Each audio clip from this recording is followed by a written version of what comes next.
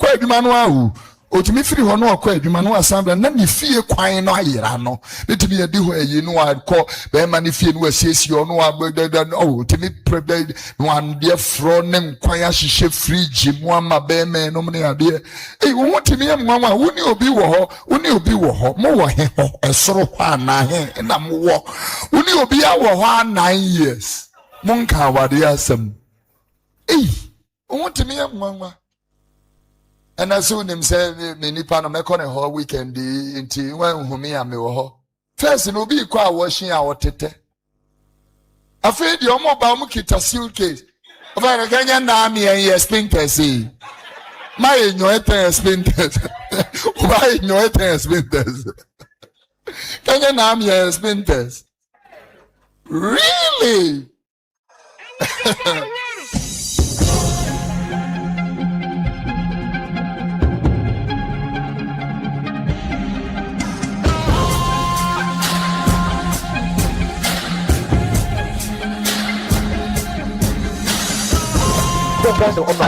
honorable Attah-Mensah. Only for Panorama. And some said to say, what our e-levy, vetting tax, and the taxes be a Ghana for a small on a drink chapel. Say, and I did more. You are appointed as a Prime Minister. Budget a decay or neighbor parliament. Sad in the decay. Abani Bechem. Abani Bechem. My bed. And that's your friend. What was your friend? And yet our bed. Come on, give me something. You've been right. So, I did my bed. And yet our bed. Why did I be so my bed? Around now, no, you must get you.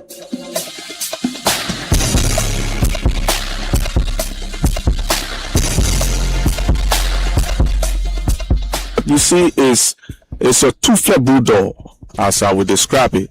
Is it what? A two-flare bulldog. Okay, you mean they can't bite? They are toothless bulldog. Yeah, it's a two-flare bulldog, as I would describe it. Is it what? A two-flare bulldog. Okay, you mean?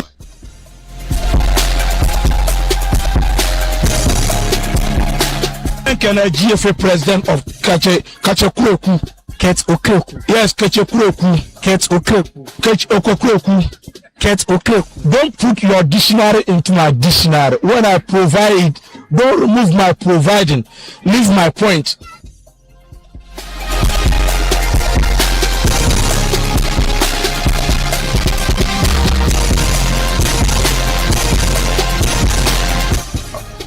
Mumpong dia muton honum. Ana, me ya mu bibi. I see mumpong dia muton honum. Mumpong, no, if they say pong, it means close. Yes. Munjai. Okay. Stop. If you say mumpong, they're like they are going to go and they are closing. Mumpong dia muton honum. Stop that thing. Mumpong dia muton honum. Ana, me ya mu bibi. I see mumpong dia muton honum.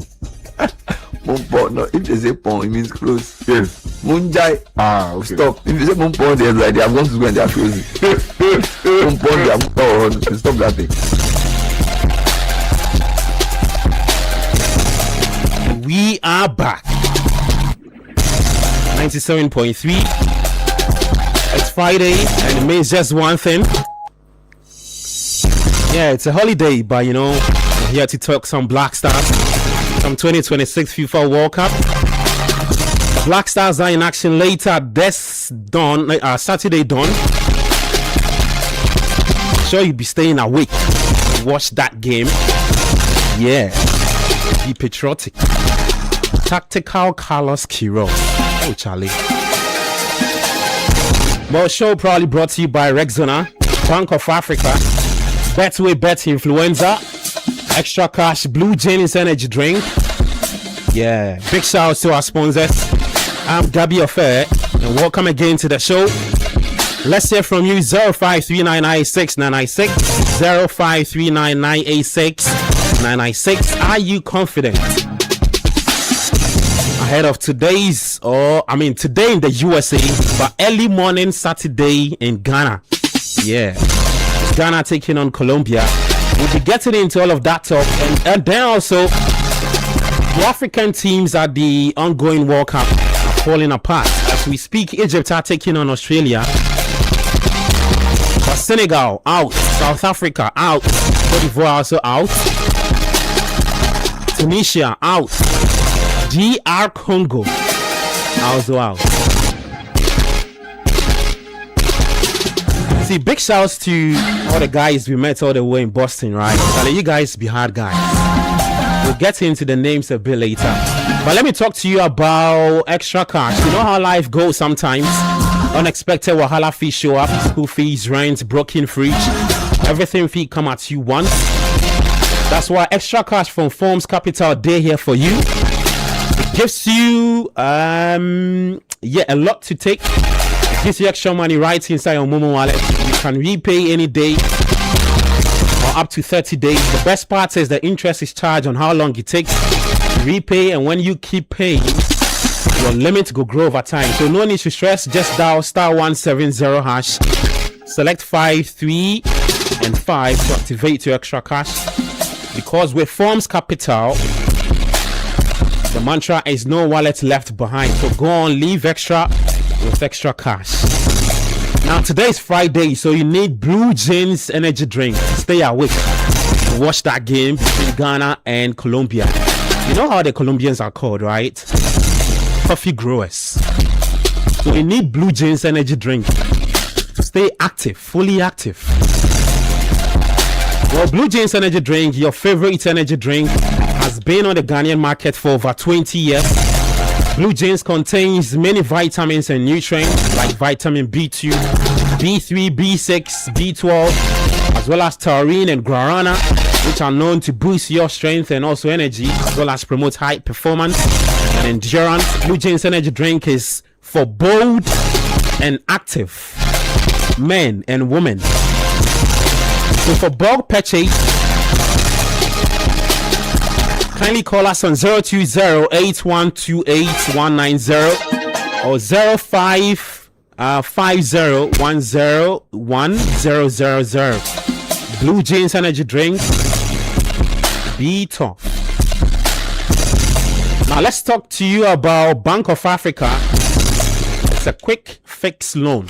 So from now on to the end of October 2026, Bank of Africa is offering short-term loans at a very slim rate to salaried workers. You understand that you have urgent needs to sort out, and there's a need for that quick turnaround. So whether it's school fees, prospectus, car maintenance, or that much deserved family vacation or vacation, just like Bernardo said, you are going to do wedding. Bank of Africa will sort you out quick.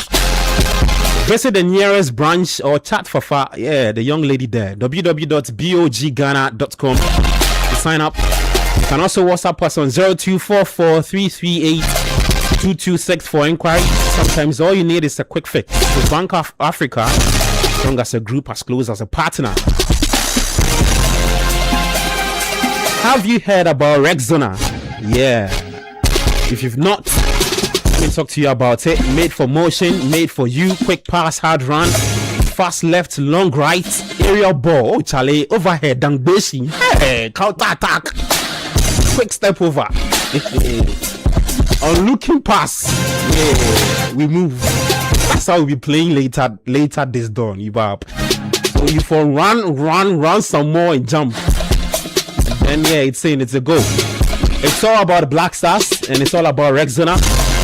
It's Rexona's motion science technology as microscopic capsule that sits on your skin and best with friction as you move, releasing extra burst of freshness for every step you take, every move you make. So choose Rexona today. Choose protection that moves with you.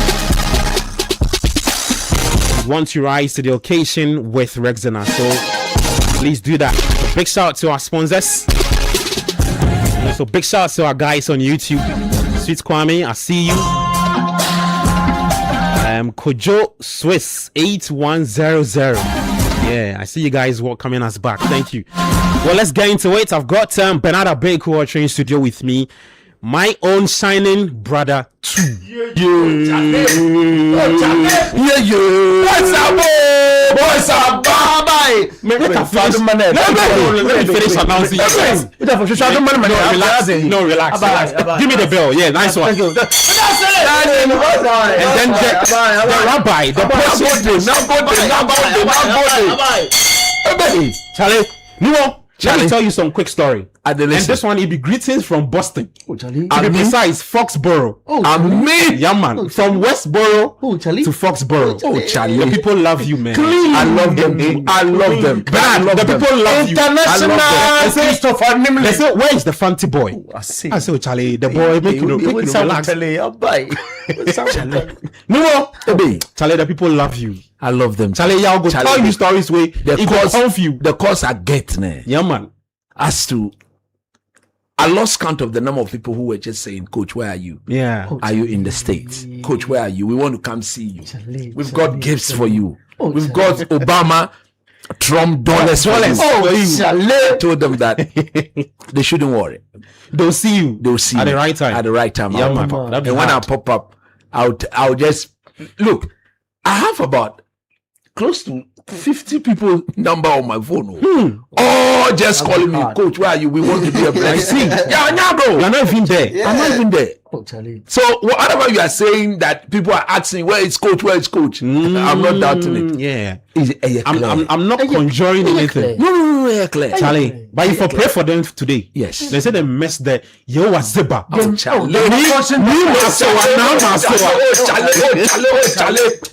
Look. Colombia be amazing. They've chosen the wrong day to play the Black Stars of Ghana. Really? And I said a Friday. Yeah, man. Panorama day. We don't lose game on that day. When I saw Anima, so Anama, Joe Zeba. Okay. Tale, Joe Tale me, Jehovah Tale me. Yeah.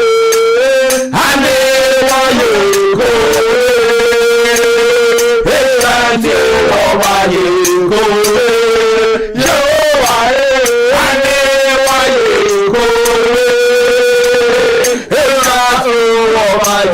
go, Ajay, and you met us. Yeah, man. Yes, breakdown. The queen and your queen. The fight is not ours. Oh, Charlie, we leave it at the doorsteps of Jehovah Zeba. Now, on no dear numono. Yeah, man. Couldn't dear. Yeah, man. Victory is ours. Carlos Quiroz. Victory is ours. Akaka cry. Yeah. Now couldn't do. Aye, dear. Oh, fire.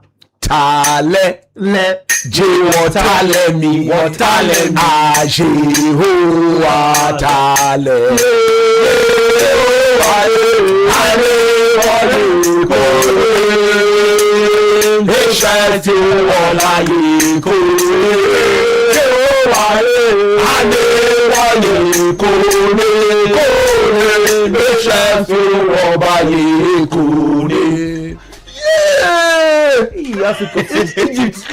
Egypt. As we pray for the African teams, Egypt have allowed Australia to equalize. What's going on here? Bona Australia bono. This is what they thrive on. Yeah. Almost so wow. Look at Suta. So if you concede the set piece, oh, Charlie. And I don't know why the Egyptians just decided to come after the first half to sit back and defend a one goal lead. It is too early for that to be happening. Charlie,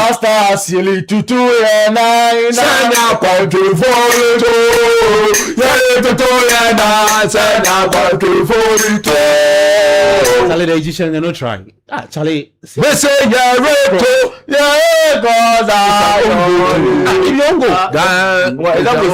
it's an on-go. No, it's an on-go for the defender. Oh, Charlie.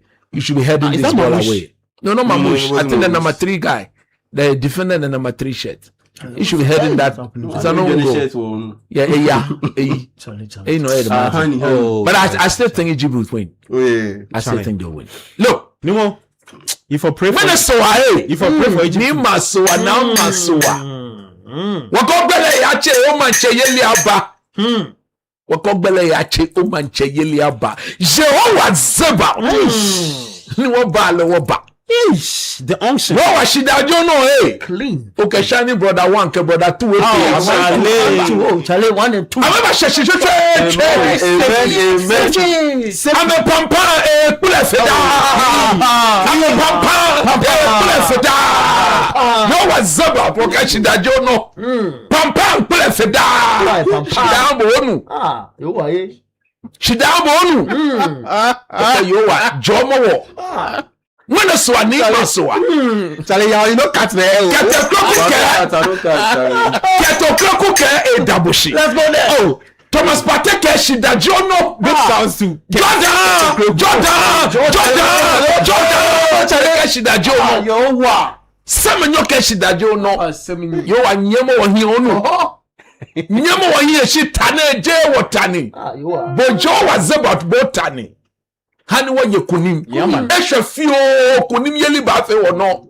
You are Esha fio kunim yeli bafe wono. You are Nyankopon ye yi wa ye bo kase woni ra awo ajikwa ona sase dina koko odo bako ma eja Nyankopon ye yi wa ye Nyankopon ye yi ya bo kase woni ra de ona Sasenina Toro Odumako Ma Eda Keto Krekusi Odawasi Dada Odawasi Dada Keto Krekusi Odawasi Odawasi Dada Keto Krekusi Odawasi Keto Kreku Dada was you, Dada, Thomas Pate say, that was you, Dada, that was you, Dada, Jordan, are you say, that was you, that was you, Dada, Kofi Idi Adams, that was you. Honorable Minister Kofi Idi Adams, that was you. That was you.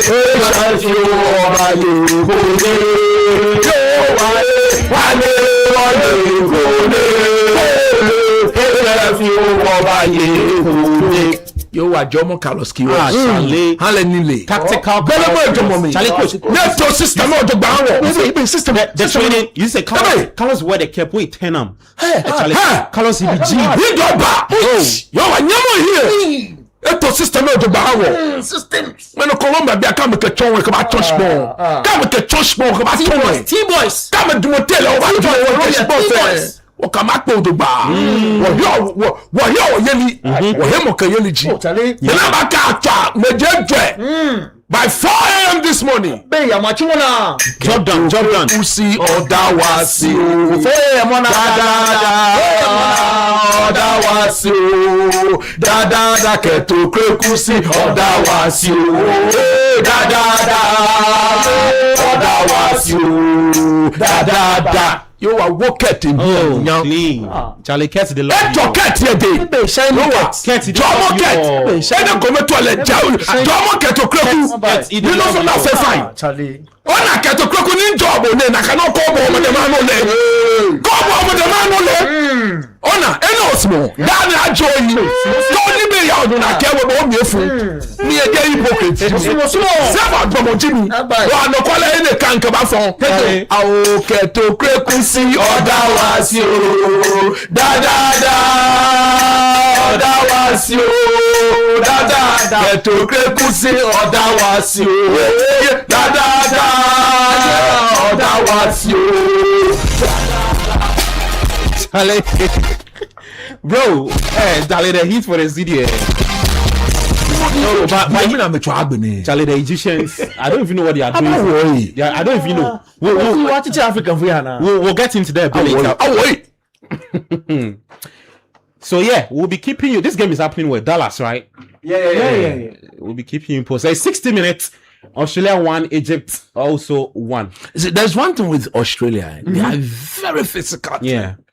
So if you play against them, you want to do woman matter. That you want you person ball to say obano. Woman matter. Say we are member ball. They are too soft. They are too soft. They should match the physicality. They are too soft. That's how you beat them.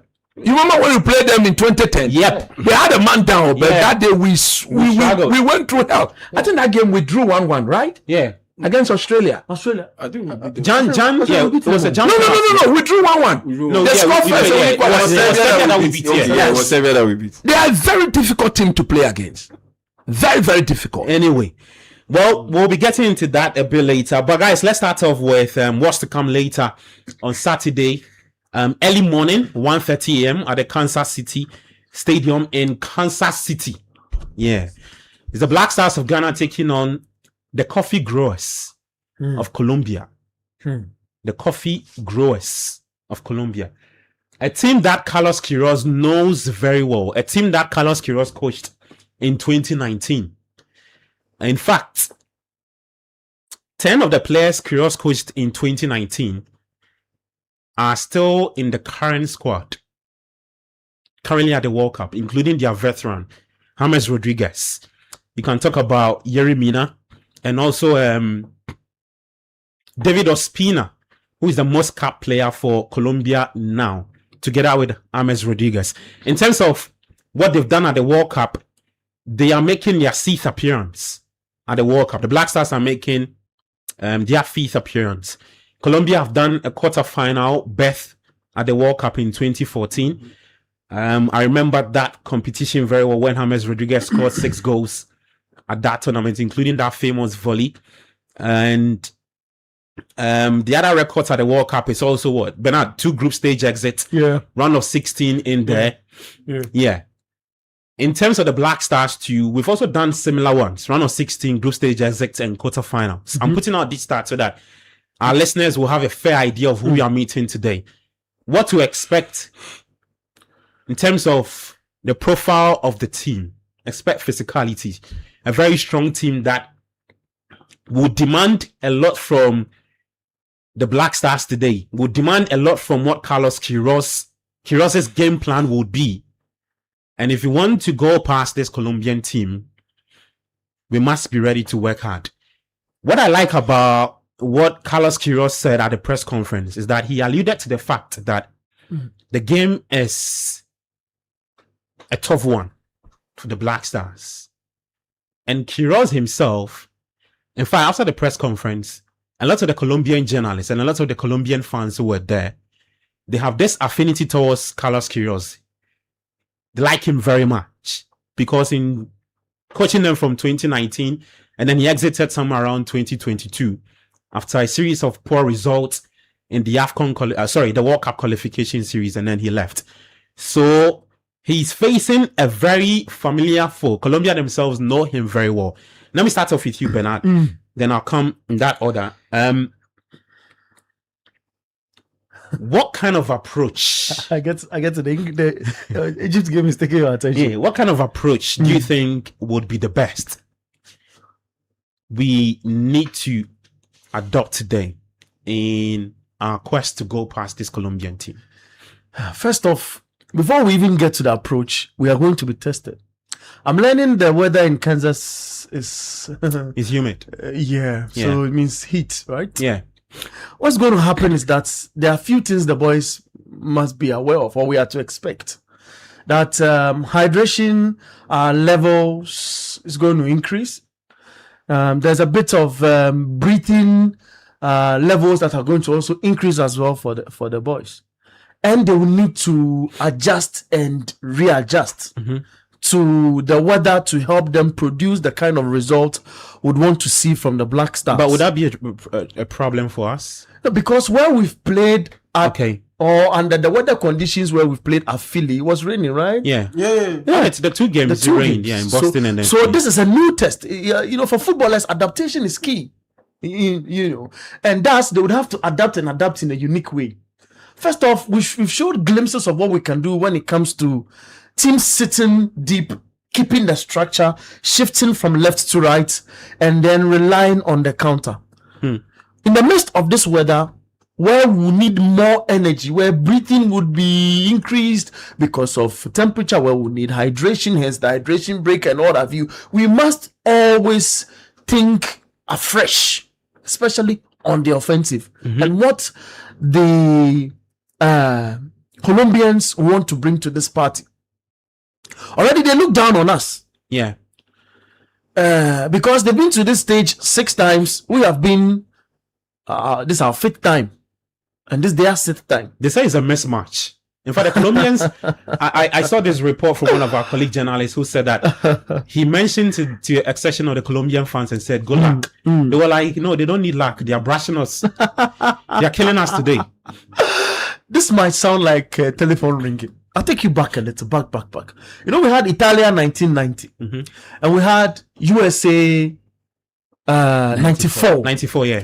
And USA 94, because in 1990, they had gone to the knockout round of the competition, going into USA 94, they were super confident. Yeah, that they'll do better. At the point they had Santiago Escobar, who is a box-to-box midfielder. This is a time where the Medellin cartel had dominance and there was political tension in their space for a minute. But growing out of it, because the leader of the Medellin cartel, in Pablo Escobar, lost his life in 1993. So going to 1994 World Cup, they had wanted to use a certain energy from sport, hence football, to bring unity in the country. So they thought was they were going to go past the group stage and into the next stage of the competition. But then there's another brother from the Escobars. This time not the Escobar, the cartel leader, but Santiago's brother, who is Andres Escobar, who has also risen to stardom because he saw his brother play. There was one time they had a dinner at home. He inquired from his brother how he would be able to play football to the highest level, and he started playing. 3 years down the line, he started dominating the national team. So he was one to also watch out for. He was a defender. His senior brother was a box-to-box midfielder. Strangely, he scored himself after Romania beat them by 3-1 in their other game that could give them an opportunity to advance past the group stage. There was an own goal conceded. Yeah. And that own goal eventually led to him being shot 6 times when he went back to Colombia. Then the Colombians decided that for that alone, it would increase their passion for football. So the Colombians are people who have now developed a huge interest in football, but they've been absent from the game for a minute. In 2022, who were there? They weren't. In 2018, in fact, from 206 to 2014, they were not there. 206 to 2014. Yeah, they didn't qualify. No, 2014 they came back. So they came back in 2014. 2006 they were not there. 2010 they were not there. 2002 they were not there. Yeah, and they believe that the kind of passion they have for football, it should always show as a source of motivation for Andres Escobar, who lost his life because he scored an own goal, went back to his country, and Henao brothers who had their bodyguard around him when they went clubbing and all of that. I mean, history has it. Confronted him, and then he led to receiving 6 shots, and he left. So from there, they feel that whenever they get to the World Cup stage, they should always live and play their kind of games they play or get results in honor of Andres Escobar, who then lost his life at the age of 26, 27, 28, within that range. Now, they know that Ghana, in their minds, they are thinking like the English, honestly. Okay. So they are thinking that the Ghanaians are going to come with the same approach. But mind you, Ghana is also a football nation, but for the results in recent times. It is a nation that went to the World Cup for the first time and got out of the group stage, right? facing Brazil in Round of 16. a round of 16. Yeah. A round of 16, absolutely. So they got out of the group stage, faced Brazil, and also exited. They seem to look at us to have similar stories from what I've put out now. Yeah. But in their mind, they don't regard Ghana as the Africans of what? Brazilian football. Yeah. Charlie, the people for the YouTube section, they give you your flowers. It's a historian Abe Quadri. Charlie. They for stop that. Please proceed, my brother. They for stop that. So I mean, strangely, going to this game, there's a lot at stake, especially for the Colombians. They forgot they played against Uzbekistan. Yeah.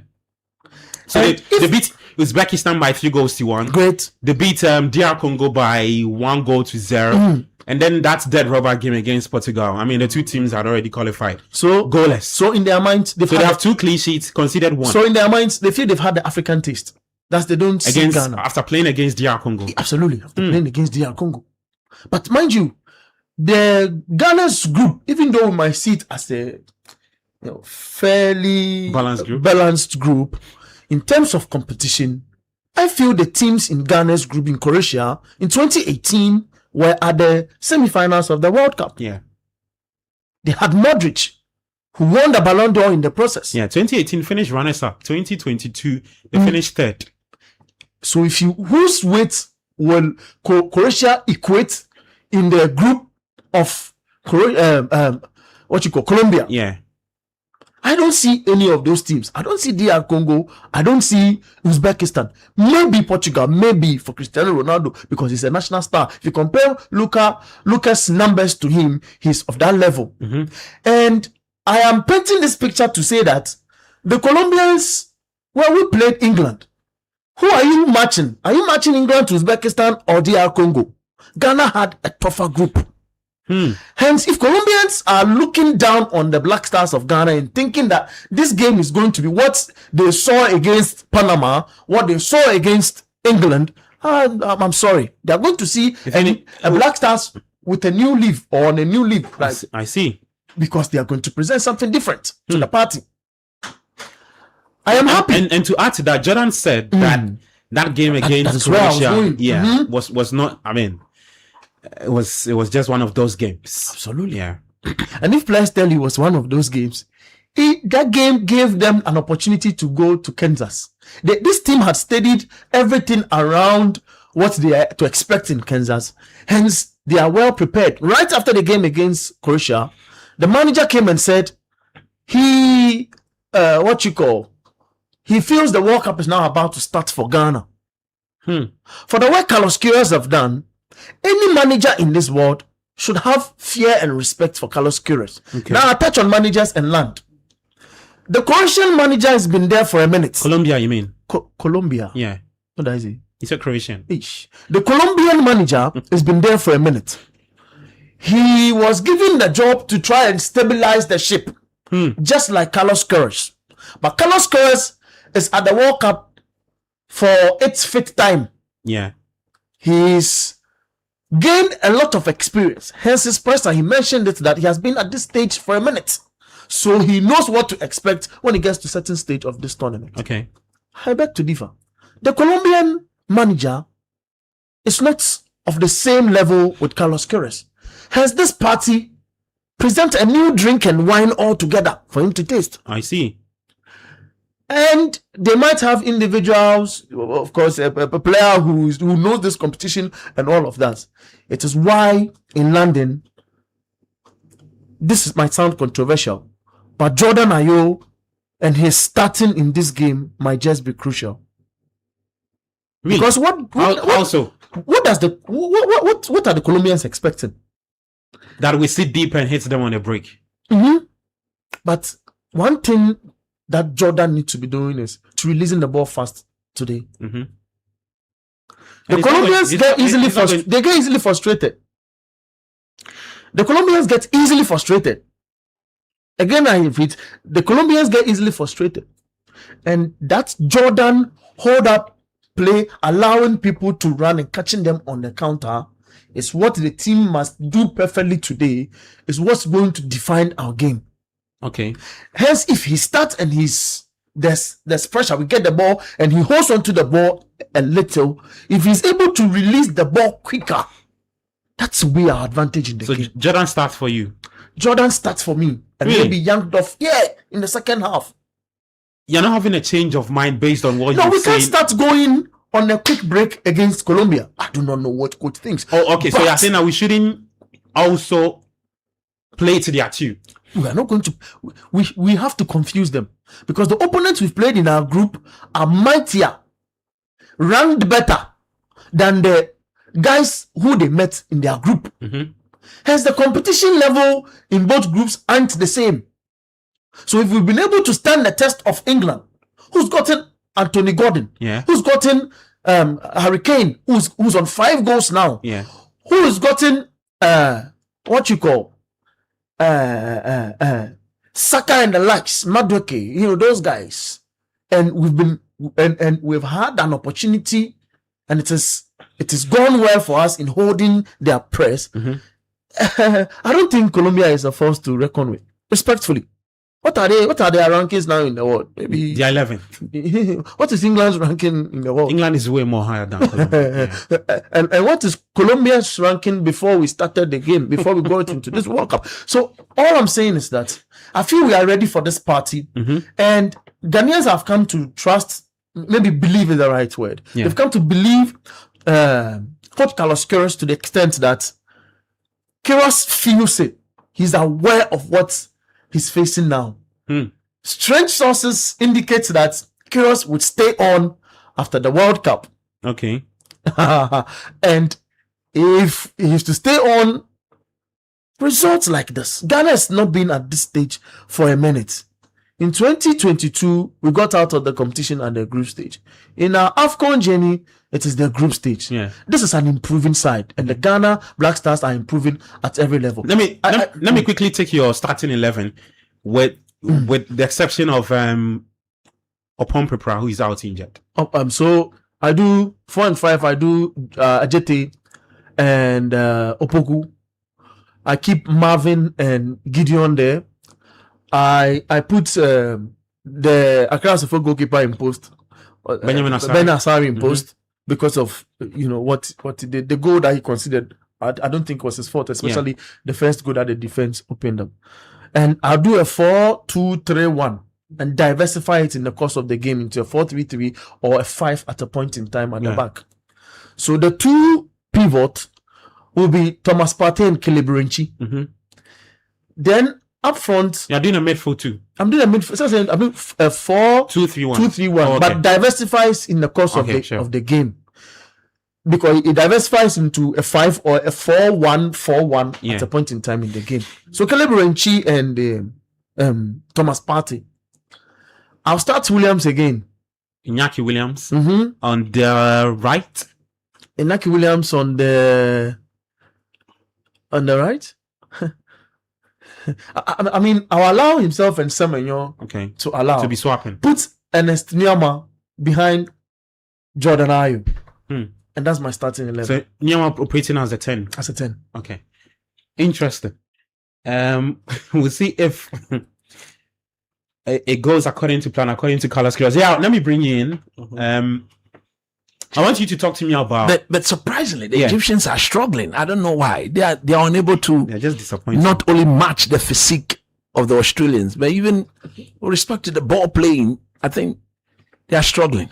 Who is this? This is an old player, right? Trezeguet. Yeah, Trezeguet. I think let's go. One of the old lads in the Egyptian team. Let me bring you. Talk to me about Colombia. What we need to know about this team, and if for the uninitiated, anybody who's not read about them should get scared about this Dons game. Oh yeah, everyone should be. Can I say scared? No, not scared per se, but wary, very wary of the threat of Colombia, because just like Panama, they do possess a major attacking threat from their wings. It's not like England, where the main attacking threat is coming through the middle, through Hurricane, with Jude Bellingham playing behind him. England, the guys that they started on the wings, they didn't perform. and they haven't necessarily performed throughout this tournament. Anthony Gordon, Noni Madueke. Yeah. So it was a bit, I wouldn't say easy, but it was a bit more accommodating to handle those two. And again, it shows that yes, Thomas Tuchel made a mistake by not picking Cole Palmer, but I digress. Now back to the issue. We played against Panama. We struggled against their wingers. Against England, it wasn't much of an issue. Then we played against Croatia. Not much of an issue, because at the end of the day, their dangerous possessions came through the middle with Luka Modric stringing passes, and the fact that they posed a major threat from set pieces, and they scored from one of those set pieces. And so coming up against Colombia, it gives me serious reason to be cautious. Okay. Considering that their best threat or biggest threat comes from their wings. So you look on the left side, there is the top level world class winger in Luis Diaz. And on the right side, there is John Arias. Yeah. Who plays for, I believe it's Fluminense. Palmeiras. Palmeiras, yes. Yeah. Palmeiras. Who plays for Palmeiras. Very good player. And they are very aggressive with the way they play on the front foot. Very direct. Little flair, less flamboyance on the ball, but very direct and very aggressive. And then on top of that, right behind him or playing on that same side of the pitch, you have Daniel Munoz of Crystal Palace, who is very, very aggressive from that fullback position. And so what that means is that Ghana should expect something similar to what we saw in that game against Panama. Okay. Where a lot of cross-field balls will be fed in between Jonas Ajete and Jerome Opoku. Yeah.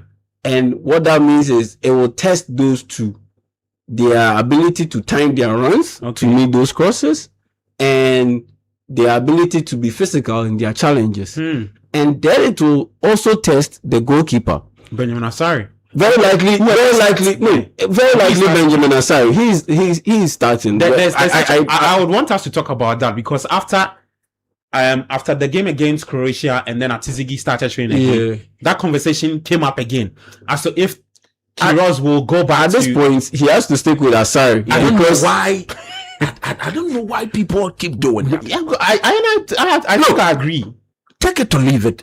Benjamin Asari is the goalkeeper in the tournament now. Yeah. He's number 5. No best coach goalkeepers wet his sword will bench him after the performances. He's done. Don't forget, he was the number 1 until Ati started the tournament. So if Ati got injured and he's come and he's clearly distinguished himself, why change him? Let's wait and see. So for me, it's very likely going to be Benjamin Asari. And if it's Benjamin Asari, that's where my issue with Benjamin Asari comes to fore. Okay. As in his lack of athleticism in his foot speed. Because the ball will be, trust me, the ball will be thrown or played directly in between the defenders and the goalkeeper. And So he will have to ensure that he gets his timing right and have enough speed to get to the ball. That's more like acting like a keeper sweeper. Yes, that's how come Atizigi got injured against Panama. The ball kept on coming in diagonally, not directly from the wing areas per se, but it kept on coming in diagonally because against Panama, the biggest threat came from their wing backs. This time around, Colombia, their biggest strength comes from their full backs, from their wingers. But typical of top level teams competing at this level, they're not going to come with something that you already know. The decoys will definitely come to play. So in that sense, they will push our center backs or our back line very deep, and knowing very well that we will defend it very well. Okay. That's when the full backs will come in. So the likes of Daniel Munoz will come in, Mojica will come in, and they are the ones who are going to be supplying the balls into the box. And create more or less like a bit of chaos in there. So if they dig the ball in between the defenders or the center backs and the goalkeeper, it is the onus is on the goalkeeper to be able to get to the ball first, because defenders running towards their goal is not a good thing. Defending across, very likely you can score an own goal, or very likely, yes, you can play the ball straight into the path of the opponent or an opposing forward. So in that sense, yes, Benjamin Asare needs to be sharp. He needs to be very sharp with his reads and with the timing of his runs out of the post to be able to come and meet those crosses. That's why for me, it is so disappointing that Kojo Pompepa is injured at this time, because we need someone who can slot in between Ajete and Jerome Opoku. Partey can do that, and he's done that since he came into the team. Yeah. But what that means is that you are going to be sacrificing numbers in the middle. Yeah. So it leaves you with 2 or 1. I mean, more or less, UNC. And I say so because per what we've seen so far, again, we can't depend on Elisha Owusu and Kwesi Sibo. So what that means is we are going to be a little bit light when it comes to the numbers in the middle, especially when Colombia have possession. Okay. And that's where there's a threat also coming from the middle from James Rodriguez. Yeah. So for me, do I expect a super exciting game? I don't expect a super exciting game. I expect a very boring game because the teams will cancel each other out. I see. Oh yeah. I expect a very boring game with the teams canceling each other out. And very likely something similar to, if there's going to be a goal, something similar to how Ghana got his goal against Panama through transition. And if Colombia is going to get a goal, it is something similar to what Croatia did against Ghana, as in getting a goal from long range through the middle. That's how Croatia got their first goal. Yeah. Because that midfield, as soon as the ball is, because Partey will drop deep and be part of the center backs. As soon as the ball is cut back, the numbers for Ghana wouldn't be that much. It wouldn't be that high or that mean.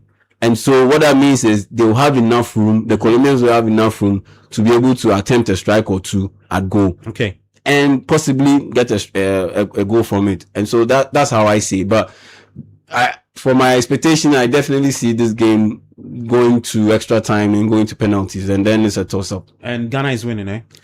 I can't tell. I can't tell. So that's how I see the game panning out. I don't expect it to be a top level, end-to-end stuff. No.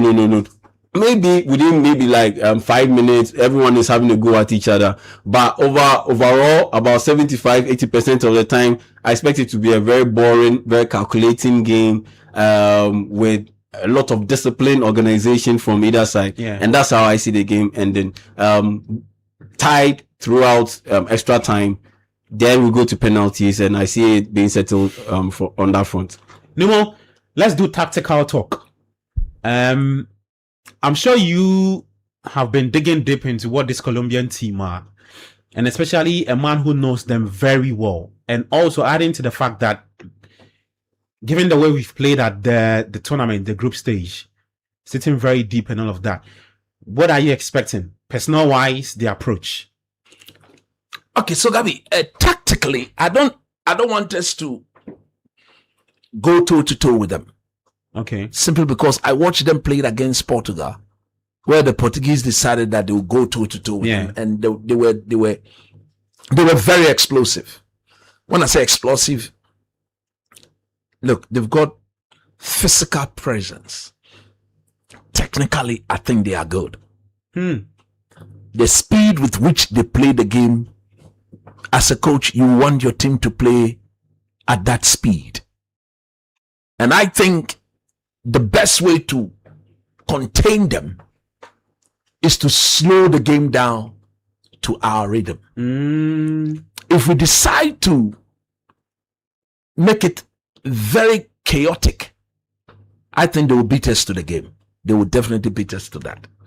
So what we need to do is to mimic what we did against England, but this time around, when we get the opportunity to attack, we should attack with intent. Jordan. We should what? Attack with proper intent. Okay. Because at the end of the day, if we allow them to keep coming, they will break us down. So there has to be a moment in the game where we need to get them to be a bit worried about what we are capable of doing to them. Yeah. In the attacking sense of the game. Because if we don't do that, what it means is that we may end up inviting them onto us, and eventually, the moment they are able to find that breakthrough, we'll be forced to abandon our shape, and that is going to make it an open game. And when it becomes an open game, I think they'll beat us to it. No two ways about that. I see. Because they'll beat us to it because we have shown that the strength of this team is actually our ability to defend as a group. Okay.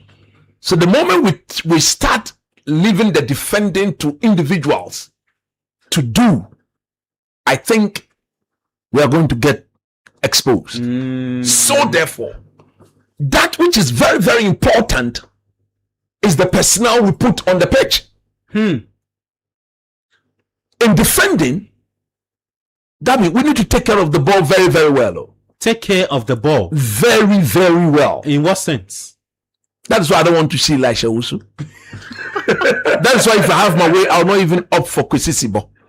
Hey, that's 2 players in the midfield gone. Yes, I'll bring another 2 that will hustle, but will take care of the ball. Clearly, the 2 untouchables in the midfield are Thomas Partey and Kelem Yirinchi. Now, one of Sibo or Elisha Usu is what we have depended upon throughout the tournament. But in this game, look, Augustine Boachi has got enough tactical awareness to play in the deep line to keep us compact. Okay. But when he gets the ball, he will take care of the ball better. Can he defend? Yes. Properly. You see, without the ball. That's when you say defend properly without the ball. So adding to the numbers in midfield and not allowing the Colombians to breeze past. At least we are not going to be defending 1v1. Okay. We are going to be blocking the channels. And I think he should be able to do that. Go. What a save.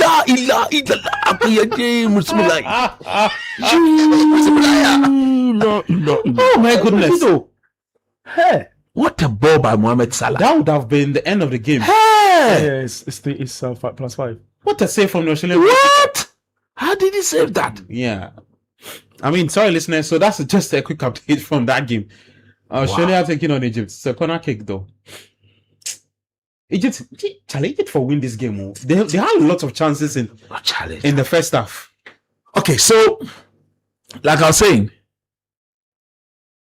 if you look at again, Augustine Boachi, I think is disciplined enough to help this team block the channel under the direction of Thomas Partey. Okay. You see, he's left-footed, right? Yeah. So if Thomas Partey is behind, we have sort of an inverted triangle.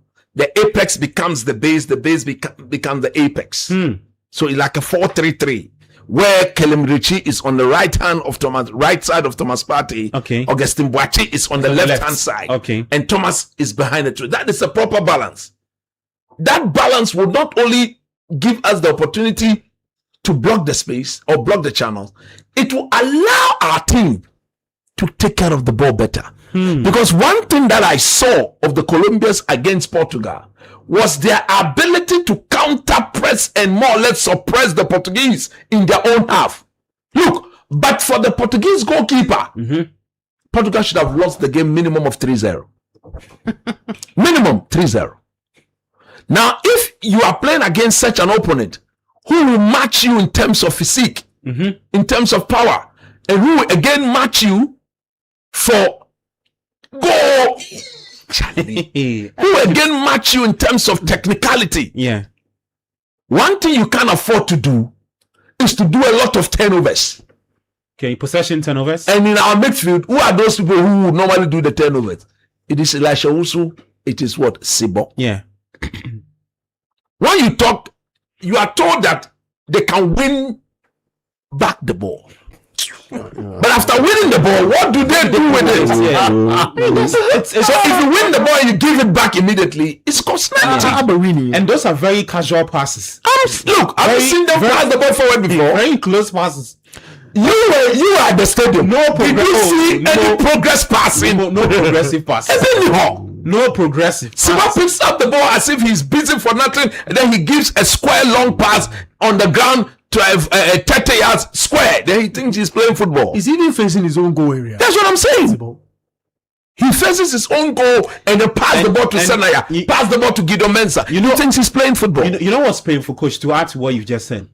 Sometimes you watching a game as a normal fan can actually see the space. Like you see the space from the opponent. Look at how long it took him against Croatia to bring that ball under control until we got dispossessed. Benjamin Sari made that save. The resulting corner eventually resulted in the goal. Yeah. We cannot afford to hand over the ball to Colombia without they earning the right to win back possession. And again, we cannot allow Thomas Partey to pick the ball and be scanning as to who to give the ball to. Nobody making runs. Elisha Owusu is dodging the pass. Kwesi Sibo is dodging the pass because he's not good at receiving the ball with his back to an opponent. But if you put Augustin Boachi there, he's got the technical ability to turn. Abeku spoke about Enes Nyama in that role. I would have done that. Okay. But it is very clear that the young man does not want any physical contact. True or false? Or to 29. Or to 29. Or to 20. You can I sat here when I made that point. I mentioned people disagree. People you are a hater. You're going to be a hater. Are you seeing him? Bro, that engaging in any physical contact. When he sees the tackle, he's jumping. Yeah, he's running away from the He's running away from the tackle. So you cannot have him to play as one of the. And you see, Coach, let me just mention this. We are not saying that he's not putting, but no. Actually, it's a psychological thing. And I'm saying that he understands that he's not tried because the player himself knows sufficiently. Yeah, the knee has not undergone the proper testing to pass the knee. And subject to proper testing. Yes, now I can go into those tackles. Let me see it. That was against Wales, so the cameo is against Wales. We saw him against Panama. That was we saw him against Croatia. And Croatia, Gabby, you and I were in the stadium. Yes! We saw him. We saw him. It was clear that he was a pace or two off. Yeah, it's because of the knee. You could tell. So the problem is, and he would have been the perfect person to play in that number 10 role. Just imagine him against Munoz. Those guys are physical. No, forget about Munoz. You want to have him. Or the other guy, Monica. You want to have him play as a 10, right? Yeah. Yes. He's going up against Jefferson Lemon. Through the middle, yeah. Jefferson Lemon. Those guys, they will enter you. The sensation. Ever with him? Ever feel sensation with him? Can he last? No, he cannot. So I will not start him. Look, to this game, I think is Augustin Boachi's game. Because we need somebody in the midfield who will receive the ball of Partey and not 10. Seen any minutes at the World Cup. If Kudus was there, he will be receiving the ball of Partey in midfield and 10 and face the people for us. Nobody's doing that. All our front players in the middle are all receiving the ball with their back to go, including our striker. Yeah. Our striker is not peeling off. Look at Harry Kane. Look at Haaland. Look at Mbappe. They are peeling away from the defenders. Because they've got the pace, they've got the intelligence to exploit. But our striker is always presenting himself to the defenders to be mad. Then you see him blocking. He has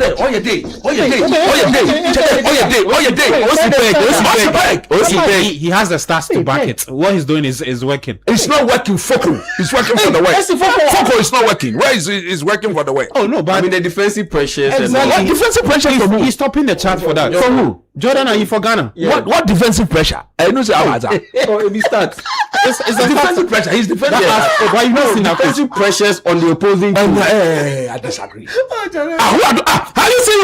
Has he pressed any ball? Has he won any ball from pressing? What are you talking about? Those are the stats surrounding what he's doing. They are blatant lies. Ever starts. They should stop that. What sort of by false manufacture of stats? It is one of the reasons why I always say that. Where from that one? Look at the eye test. I'm surprised you've not seen it. I won't even look at it. What sort of stats is that not to help you in your analysis of what he's doing? But what is he doing? Defensive. Oh no, he wins. He wins. Oh my brother. No, he wins it. You see, which is brother. We should stop that sort of creating by force chin to make the person relevant. Let me find it for you. I'll look for it for you. Look, he's an intelligent player. And he can do better than that pressure. Defensive pressures. I'll get it for you. Absolute rubbish. Absolute rubbish of a start. What is that? Absolute rubbish. Ever starts. So that defensive pressure. So yeah, read it for people. 2026 World Cup. Jordan Ayew leads all players in defensive pressures. Written by yours truly. So yours truly. So this one was after Ghana's game against England. So at the time, Jordan Ayew was leading the entire tournament in defensive pressures. So I read a section of the story. So 2 games into the Black Stars campaign in the competition, Jordan Ayew has registered 83 defensive pressures. He registered 83 defensive pressures in Ghana's 1-0 win over Panama in 87 minutes of play, and topped it up by registering 121 defensive pressures in Ghana's goalless draw against England in just 67 minutes of game time. And so, yes, he paces the entire all players competing in the tournament in defensive pressures applied to the opposing team at the time of writing. The former Leicester City player leads the entire tournament with 204 defensive pressures, according to statistical platform Opta. This was after the England game. So this is 2 more games have been played. This is one of the still he ranks among the best. That's one of the most useless stats I've ever seen. I'm looking for. This one is a number 9. One day starts, Papa. Thank you. One day starts, Papa. Statistically, 8 World Cup games. Only 1 shot on target. And only starts, Papa. I am worried. In fact, to add to what coach has on share go, Semenyo also has not registered. Semenyo hasn't played 8 World Cup games. But he has also not registered World Cup. Semenyo, by the time he plays 8 World Cup, they would have had a shot. I'm giving another stat to add to it. Jordan, the last 2 World Cups, is yet to score for Ghana. He hasn't scored a World Cup goal yet. What about 8 World Cups? He's played 8 World Cup games. So that's 20 from 2014, 2022, 2026. What about 8 World Cup games? In that can one on 9 on ball shot on target. That is the stats I am worried about. Not defensive pressure, defensive holding, unnecessary pressure. Okay, what is that? No, let me finish my point. Okay, finish and let's go. And that's why I say. Let me finish my point. That Benjamin Asare starts to have some questions about it. Quickly, just 1 minute so that I'll go for a break. I'm making is this. Yeah. We need somebody in the midfield alongside Thomas Partey to take care of the ball better. And I think that is Augustine Boachi. Go for the break. When you come, I will talk about my front three. My front 3. Those front 3 applying defensive pressure. What is pressure? I'll go for the break and come. Charlie, the people for you two, they crack me up. Let me take some messages here, and then I will go for that break. When we come back, I'll take the messages on YouTube as well. This one says, Jace Tomata listening from Ashawan says, guys, please don't give the Colombians any respect. They aren't better than us. The entire country is behind the Black Stars. Massive support to you guys. Go Ghana, go Black Stars. Okay, he said, my people, thank you for another Friday evening. A night when the Black Stars will qualify for run of 32. Okay, we'll qualify to the run of 16 with cheeky ease in Numo's voice, 2-0 with some of the African teams and poor tactics. Daniel Harris and Nado from her. Look, he had the opportunity in 2022 to play a shot on target when we got that penalty against Uruguay. His brother should have left it to Jordan. Simple. Is it hashtag Sports Panorama? What are the African teams run of 32? Okay, what's in the halftime and especially the second hydration break? Congo and Senegal gave the game away after the second hydration break. Oh, so you're asking what's in the water? I see. With a lead to protect, there is a boost to psych up the few minutes to end the game. No way the Congo and Senegal players suddenly unnaturally became too tired. Hey, Charlie, what are you saying? It says Ghana 3, Colombia 1 from Raymond Decoder in Saturday 74. Good evening, Gabby. We are going to show the Colombians that before I can't say this. Let me take this message. It says, good evening, guys. Argentina will win the World Cup against Spain in the finals, and France will be third. Freeman from Top Town and Pharmacy Nungwa. All right, we're going for a very quick break. When we come back, I'll take some more messages on YouTube. We'll talk some more Black Stars and also the performance of the African team at the ongoing World Cup. Just Morocco in the round of 16. Egypt, as we speak, are taking on Australia. I think that game will head to extra time. And the Black Stars are in action later. This is done at 1:30 a.m. 97.3. We'll back after this.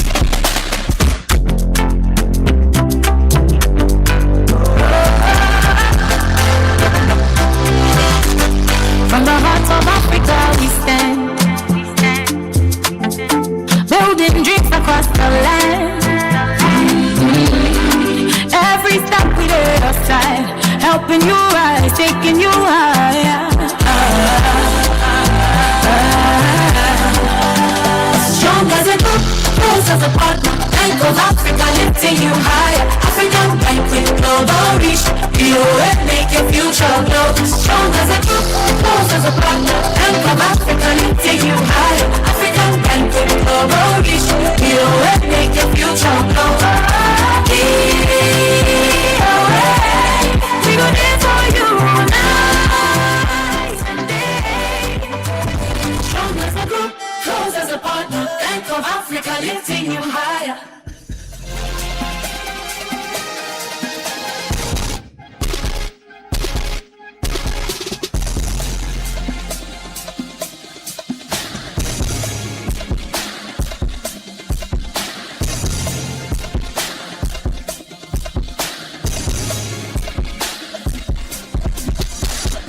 Welcome back from the break. 97.3 Sports Panorama at Gabi Affair. Here with Coach Christopher Nimley, Bernard Abeku, Triai Jeminta. Show proudly brought to you by Bank of Africa, Rexona, Betway Bet Influenza, Extra Cash, and Blue Jeans Energy Drink. Get to us 0539986996, 0539986996. If you're watching us on YouTube, I've seen some guys listening to us all the way from Boston. Yeah, big shouts to you guys. And the guys here in Ghana with us as well, big shouts to you. Let me take some comments on YouTube and then we'll get back to the conversation. Sweet Kwame says, do you... Okay, I think the guys are also having their own conversations. Jordan playing as a... okay. Yeah, I'll get back to the messages. It keeps updating. Coach, yes. Let me come back to you. So, in continuation. Yeah. You want to run us through your starting 11? Yeah, that's what I'm doing. Yeah, at least, the goalkeeper there, no change. Benjamin Asari, SM for life. For life is SM for life. Alive is our life. SM for life. SM. One for camera into me. Cochedo. SM for life. For life is our life. The camera is already on you. And Tiname Pacha the original ding. Benjamin Asari, number 1. If baby, number 2, Marvin. But we need to talk to Marvin a bit. Yeah, I think he's defending very well. But when he comes forward, I think he can do better with some of his delivery into the box. I agree. I think when he gets into the final attacking third, he's too rushed. You see, to make a decision. Yeah, to make a decision. I think players should be told that it's about the final ball. Yeah. I mean, Gabi, if I'm coaching, you can do all the good things, but if that final ball is You would never play for my team. You sit on the bench. You will never play for my team. Bench, eh? No more impayable select selection. Never put a Michigan. It's about the final ball. That which made the likes of Javi and Iniesta so brilliant as players was the fact that they would do all the dancing, all the triangular interpositional play, all the rat-ta-ta-ta. At the end of the day, the pass is fine. Yes, don't do all those things. But no, final ball, no, come on. From the rat-ta-ta-ta. Yeah. So Marvin should be spoken to. That when he gets the opportunity to join the attack, he should make sure the final ball picks. But at times, I've looked at him personally. I don't blame him because in the final, most of the time he's shooting a goal because our number 9 is never in the box. But in 3 matches, I've seen him in the box only once. So you're saying he hasn't got enough options in the box to relax. So he just balloon the shot anywhere. Ni nanu ayede enti obobo na epeja ni nanu ye de ayede o na me che obobo na de e ba insect coach now technical. You see, when we go for the coaching course, me when I go to recruit a player, I don't just recruit the player. You look at the physique. When Marcelo Bielsa, he went to recruit a Pochettino. He saw his foot said we ball. But that also counts though. Yes. And now if your foot is like this, ball never that control. Listen, you have players who have that style of that but they are good footballers. That's why I'm saying that Marvin Senayano he should pick the pass right. Okay. Gideon Mensah, look, to me, he's the best player of Ghana in the World Cup. Hey! Yes. Oh, but he's top 2. I see. Look, without a doubt. You mean the left back Gideon? Ah! Wow. How Rastaman throw one stone. Why you say that, coach? Now you've watched him. Yeah, I've watched him, but I need to hear from you on why you say. Fundamentally, he's done the job as a defender. Okay, yeah. Without a doubt. So taking the first box. He's done the job as a defender. His main duty as a defender, he's done it. When isolated in a 1v1, nobody has been able to go past him. He's not giving the ball away. Because we sit too deep, you hardly see him go on the overlap. But when he comes forward, he's better in possession than Marvin Senaya. But all of them, they must be encouraged that because we are going to be sitting deep, we will not frequently get the opportunity to go up. So when you get the opportunity to go, make it count. Make it count. Don't just whap in the cross because for the sake of it. Target your player and give it to him. Okay. So obviously Gideon Mensah plays as man left back. Then Jonas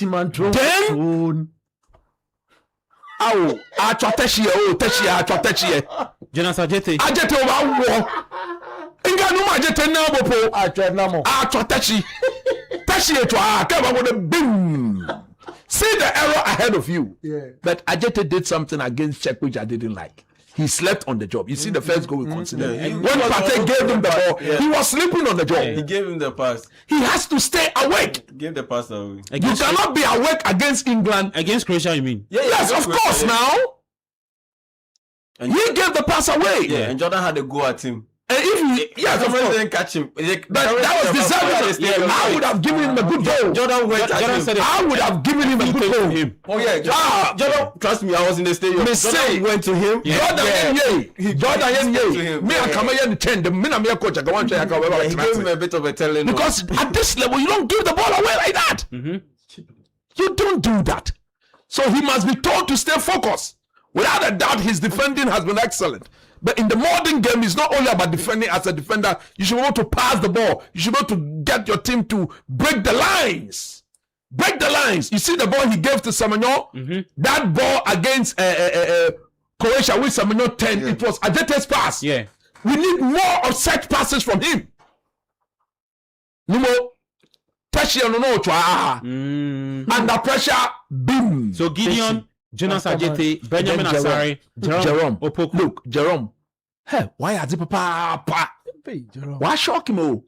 Because you see, because of the way we are playing, players like Jerome will always excel because it's a low block. Yeah. Don't forget, one of his disadvantages that he's also very slow. Yeah. On the match, gets set, pay call. He's not catching any. Let me add to what you just said. Yes. And one thing I've liked about him at this World Cup is that he's more vocal than ever in all the games that he's as a centre back, and he's now showing leadership. That leadership, that authoritative presence. He's talking. Like I didn't like the fact that John Opoku is leading the Black Stars backline. Now I have to move to but you know the reason for that. You know what's the reason? It's Benjamin Asari.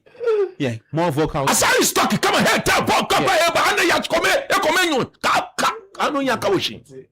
Asari, no. So everybody has to talk because we need to keep everybody awake. So he plays. Then of course the untouchable. Oh no more. About doing me. About kudoing. Thomas. About passage. About bashing. About doing. About befichiami. About bemini. Efichiami. Namoba. Oba wo. Thomas Partey. Cool and collected, nonchalant, with cheeky ease. Look, unassuming, but doing a very say etibola say. Yeah. To say me ameti hai. Na say eshebola. Pate ojibo pe na wa kumai den. Ato uyem. Nanyem. So Pate plays, and we don't need players who will be dodging the pass. So I'm happy Kelemirechi is back. He will not dodge the pass. He will show up with the pass, or he will move into space, and the controller will locate him. The question is, who partners them? I've already said it has to be somebody who will take care of the ball. Okay. It cannot be Sibo. It cannot be. You see, Sibo is hustling. Sibo no Jumoyan. You take leader. Not the number. Not the Siboba. Not the stabilizer. Baby. I see. But if you want, because look. It's a knockout game. Yeshawa Asamato. So we need somebody. Look, I'm shocked Augustine Abuachi has not been given a look in. I'm also shocked. I'm shocked because he's a very good player. I actually thought that game against Croatia, we would have seen him in the second half. At least let have a glimpse of what he's capable of doing. I hope the technical team do that. But look, I'm not sure they will do that. Yeah. But if I was the one in charge, that's what I would have done. Whatever they do, we support. We want to win. But Sibo must be told that, young man, your first touch in football is the most important touch of a player. And I so first touch in ya, into you pass the ball, control ball, no my ball and Kaunando. No passing ye. No way out here. Semenyo on the left. Fatal and Inaki Williams. I will start Inaki Williams. Okay. So that Fatah will bring more fire in the game later, in the second half. Because when the gaps are now beginning to open, because I will start Inaki Williams because on that flank, that is where Luis Diaz is. Yeah. So we need a player, a winger who is so much aware of the threat and therefore need to come back and assist Marvin Sanaya to deal with the threat of Luis Diaz and the fullback on that side. Look. The most important goal we have scored in the tournament is which goal? The Urenchi goal? Yes. Yeah. And that's the most important. Yeah. That is the goal that has gotten us where we are. Agreed? Who were the protagonists leading to that goal? Caleb Urenchi and Esnyama. No, Thomas Asante. Thomas Asante, sorry, yeah. Look, I think the boy. I think the boy has. Still thinking about the Wilson. The boy has earned the right. Yeah. To start in today's game. So Thomas leading the line. Jordan Ahanetashi. But would that happen at all? I'm not thinking for the coach. Yeah, I know. I'm analyzing based on the way I see football. Yeah. Because look, Jordan is not going to outpace any defender. I thought we'll be told that as part of his stats, he's succeeded in dribbling one player. See, those are the useful stats. The stats that should be attributed to a number 9. We don't get it. Then we have the other stats that you want to attribute to someone different. Why are you doing this? No, that is true. Okay. But if you are the coach, you want your number 9 to be doing what Jordan is doing. No. Or your number 9 to be doing what the Hurricane and Haaland are doing. It's simple. Nobody is conjoining or manufacturing any stats here. He's not going to outpace any defender. He's not going to dribble past any defender. When he has the ball, he will not pass any player who is better positioned. He's not arriving in the box to give us a proper attacking threat. What is he doing? He's not triggering any proper pressing to win the ball from a press. Look, it is not a coincidence, neither is it a surprise that our team is a better attacking threat when he's not on the pitch. I see. We all agree that this team is going to be what? Or is playing as a transitional team. Now, if we are playing transitional football, why is it that we cannot get our striker to aid in the transition? Rather, when the ball gets to him, for him to release the ball, he's allowing Semenyo and Co to do recycling of runs. They'll move into space. They'll move into space. Jordan will not release the ball. They will come back. For how long are we going to do that? For how long? So media is Benjamin Asari, Marvin, Gideon, Ajete, Jaron, Pate, Caleb, Boachi, or the same Inaki Williams, Asante, and Semenyo. Look, you play that team I have just played, and then you put Isayaku and Christopher Bonsu back. As for Kamadi, he shouldn't come inside. Okay. What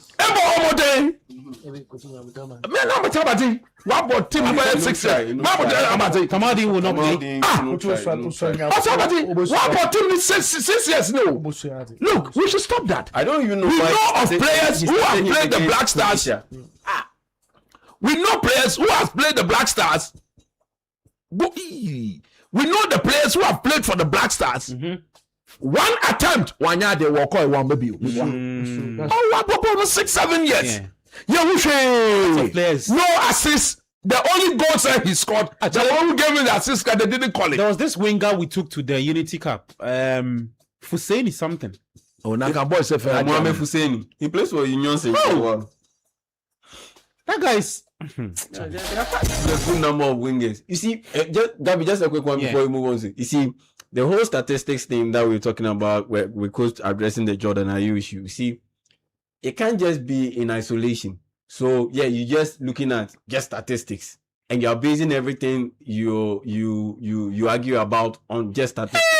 It should be married to something. With the eye test. The eye test. I don't know. If it doesn't, what are you seeing? If it doesn't tally or then there's a problem, or married those two together, then there's a problem. There's a serious problem. For instance, yes, Jordan Ayew is doing well and is doing that defensive pressures and all, but at the end of the day, you ask yourself, when you marry it with your eye test, does it match? It does not match necessarily, especially when Ghana's biggest outlet on the offensive side is through transitions. Yeah. So if that is our biggest threat, and you're constantly holding up play, are you helping us? You look at the Mexico first goal against Ecuador. Transition, 1, 2, 3 passes. Quinones goes on the run. He catches the ball, and he shoots the ball. He scores. In that instance, when you put Jordan Ayew in there, he's not making the pass. You see that transition continuing. Look at our goal against Panama. You get it. So that's where the issue is. It's not like what Jordan Ayew brings to the table is not good. Yeah, it is good. It has time and place for everything. Yes. For instance, that Senegal game against Belgium. Yeah. If Senegal had a Jordan Ayew in there, that was the situation for Jordan Ayew type of player to be in there. They don't need somebody to hold. Just maintain momentum, just maintain play, just take the steam out of the game. Yes, that's all. And that it brings me back to my point about the statistics thing. Yeah. Benjamin Asare issue. I mean, I saw the list that was released, and they ranked him as the 5th best goalkeeper. I have major questions about it. Why? In the sense that he's been good. He has been good, but he hasn't been super brilliant. To be to be ranked ahead of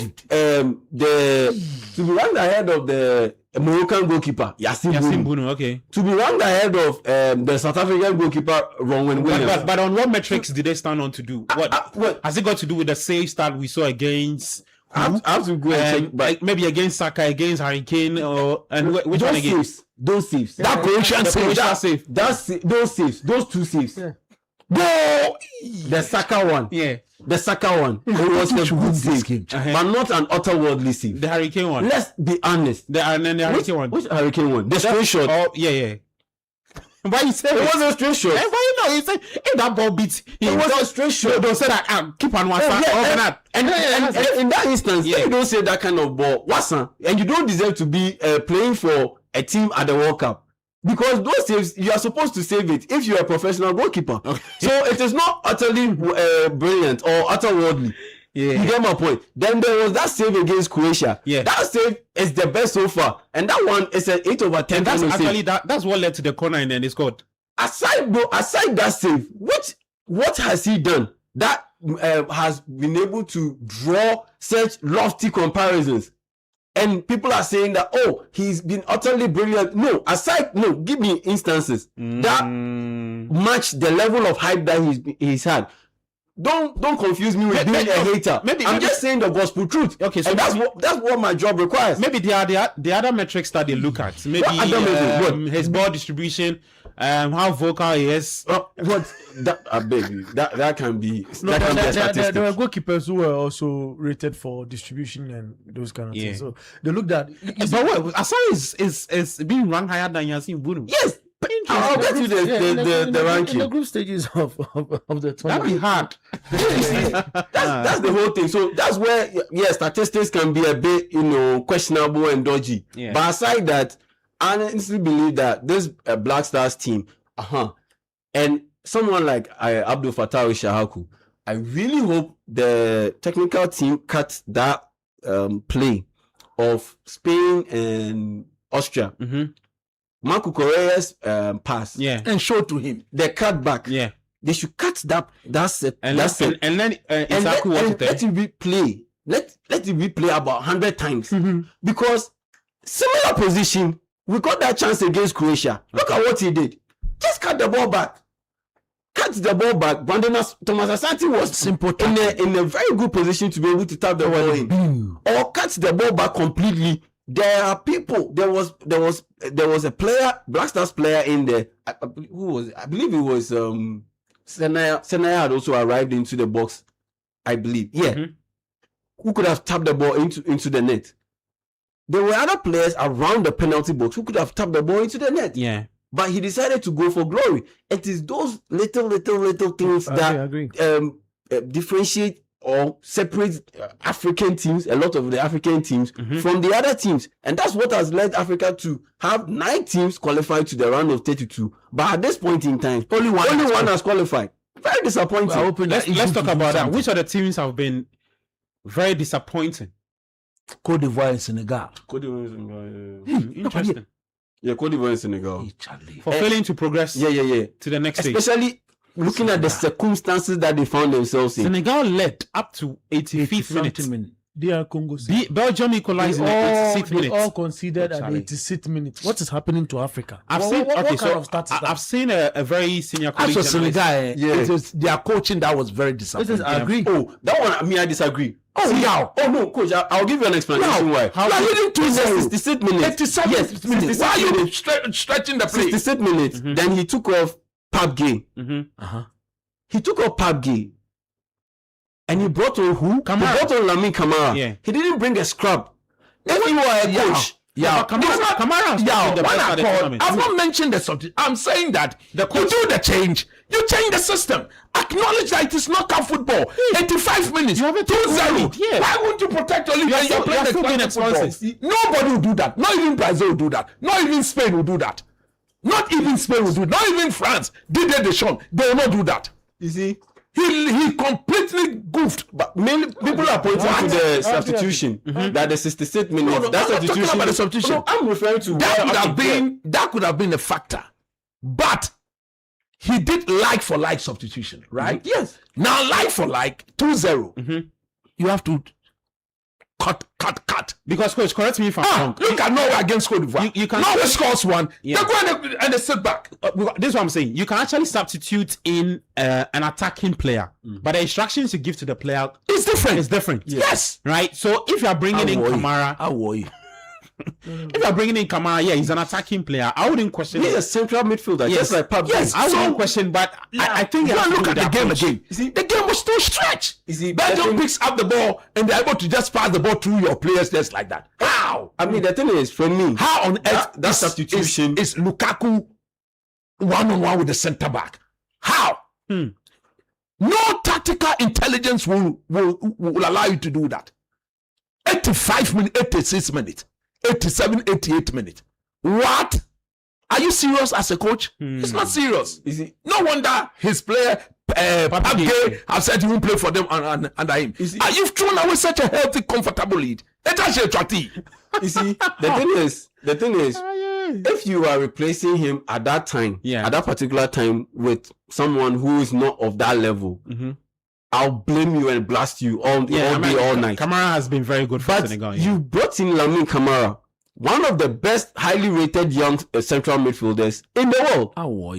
In that sense, that can be a terrible decision. Okay. It just happened that he didn't have his day. I'm not questioning the substitution. I'm referring to he's addressing he understands the point. So it's not like he made a terrible selection decision by bringing on Lamine Kamara. No, because at the end of the day, you didn't bring on a scrub. Okay. You brought in a very talented, very good player. It just happened that you ask yourself, a cross comes in at a very tight angle, and Lukaku ends up scoring that goal with his right foot. His weaker foot is because you have to question the goalkeeper. That's one. Number two, what business did the goalkeeper have coming out of his post to come and grab the ball on that cross? That led to Yuri Tielemans' second goal. That is why we say I'm one of the people who believe that there is a mental block on the African teams because the players start from the coach. No, it doesn't start from the coach. There is nothing that the coach can do. There's a mental block. It started from the coach. Why must it started from the coach? In that instance, why must the goalkeeper rush out of his post? Come and do what? Even Pep Guardiola can't coach such a thing. Okay, so you think players need to take up Pep Guardiola because Pep Guardiola in the Champions League against Chelsea. No, in the Champions League against Inter. Okay. When Rodri scored that goal, the last 10 minutes, Man City, they were defending. Common sense, common coaching sense will tell you that you have to close your back. Stay compact. It's knockout football. After taking a healthy lead. You don't even have a 1-goal lead. It's a 2-goal. It happens in the sense that the momentum swings. At the end of the day, what the goalkeeper at the end of the day, isn't there this conspiracy about hydration breaks? And the momentum swings, it comes in. Belgium's goals came after the hydration break. And after the hydration break, we saw the momentum swing, and we saw the momentum change. And so for me, I'm not blaming too much on Paptial. I'm looking at the players. Because how can you make such bone-headed decisions, block-headed decisions as they did? And to the extent that after the game went 2-1, when the game went 2-1, well, look at the shape of the Senegalese team. But coach, even after 2-1, Paptial. No, coach. The cross, the coach is asleep.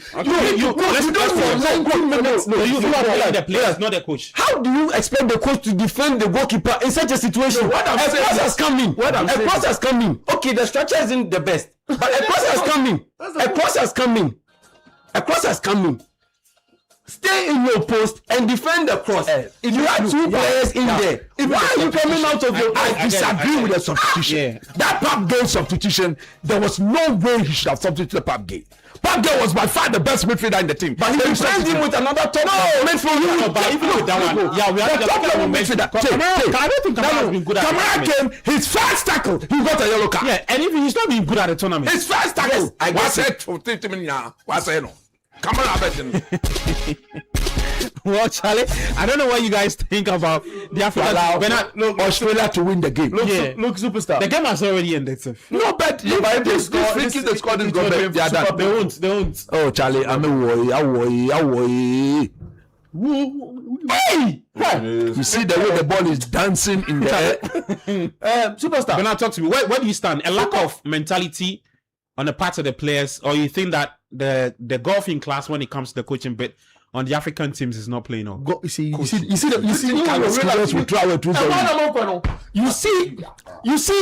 the words you are using here. So what was it? The coach, golfing class. Oh, really? Yeah. Papi Chow is not Experience that is level. good. Hold on. Experience at managerial level is a different ball game altogether. When Carlo Ancelotti arrived at Madrid, we saw the golfing class. And how I've listened to players who've mentioned that there are coaches who coach players. They coach you for the entire 90. They direct you, movement, staying. Antonio Toto Conte. What are you talking about? Antonio Toto Conte. That is why you go into training before you come to real match day situation. Yeah.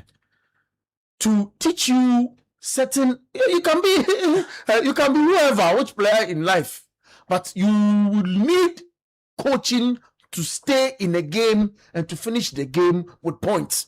You can't lead by 2-0, and on the 86 minutes, then they score, and in 3 minutes they score. What is the coach doing at the touchline?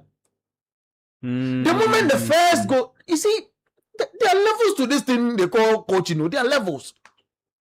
I'm not sure any top coach, and let's mention them who. Jose Mourinho is leading by 2-0. Mr. Pep, Champions League. Rodri shared them goal no 70-something minutes. What different they are from start to finish. That's it. And it's basic in football. So what was it? What was he telling the guys? Like, still keep the. So what? He gave them the instruction at the dressing room and then allowed them, just came and sat on the bench. Still stay expansive. Still stay expansive. You were a bogus coach. If you go into a game, that is why they say some coaches take the first 15 minutes to observe. Your team during the tournament has not been that good. Watch the 2 goals, round of 32. Then you just throw it away. Footballers, they need coaching. So some Papi Chow's head. For me, the footballers. And we are talking about golf in coaching. Yeah. Golf in coaching. The Norway coach. Yeah. Is he better than Norway? Is he better than Papi Chow? Is he better than MS5? No, he's not. MF5 to you was the one who coached Cote d'Ivoire. MS5 has won the AFCON. MF5 who coached Cote d'Ivoire. Hold on. MS5 has led Cote d'Ivoire to the quarterfinal of the AFCON. Yeah. The Norway coach, what has he been able to achieve as an MF5 that wait, hold on. Why then did he coach the way he coached? Look, the players. No. How do you want MS5 to let me tell you now. No, you guys need to calm down so that we can hear the point. No, MF5. Cote d'Ivoire. MFI. Yeah. Cote d'Ivoire is trailing 1-0. Don't confuse him. Tactically, Yeah. he needed to change to do that.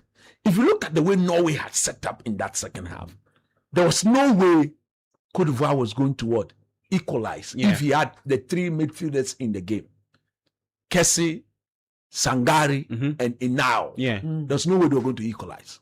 So tactically, he needed to sacrifice one of them for a forward player. And he did. And he did that. Beautiful. So you take. Now, even that, they were still struggling to break them down. So it took an individual brilliance by Ahmed Diallo to what? Restore parity. Yeah. It is knockout football.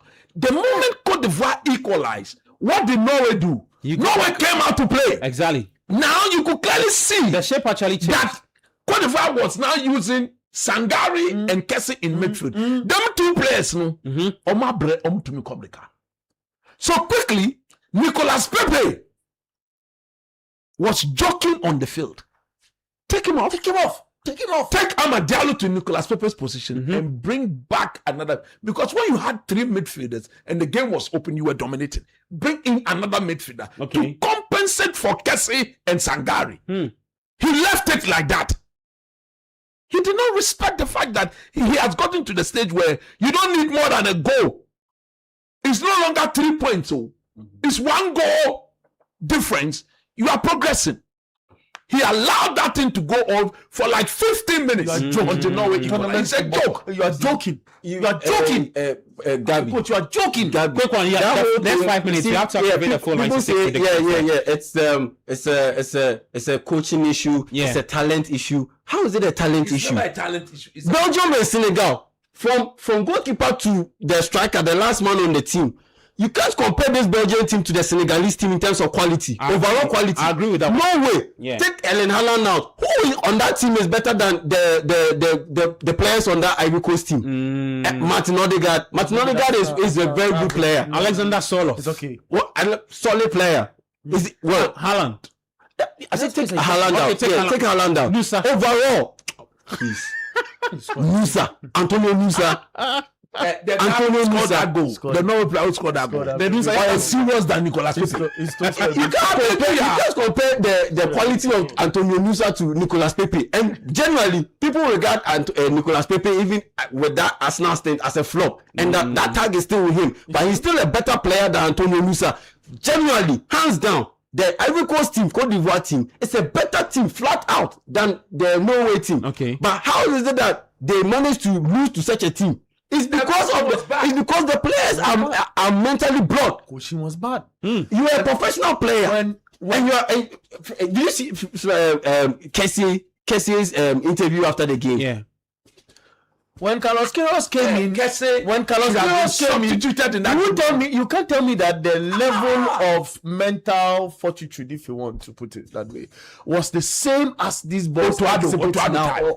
You get it. Yeah. If you compare Carlos Queiroz and Otoado, you can see the level of thinking, the mentality of these boys now. Okay. In even finishing games. Yes. Otoado played 22 games with these boys. They considered 28. Yes. Wait, Carlos Queiroz came and Gideon Mensah's performance has improved. Yes. But Elisha Owusu and Kosi Sibo have performance improved.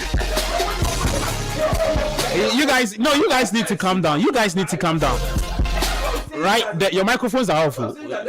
So need to take blame because they qualified to the knockout round, so they are satisfied. They are complacent. We need to win this. DR Congo, for instance, they qualified to the knockout stage for the first time in their World Cup. He can't score. So they are complacent. Over the bar.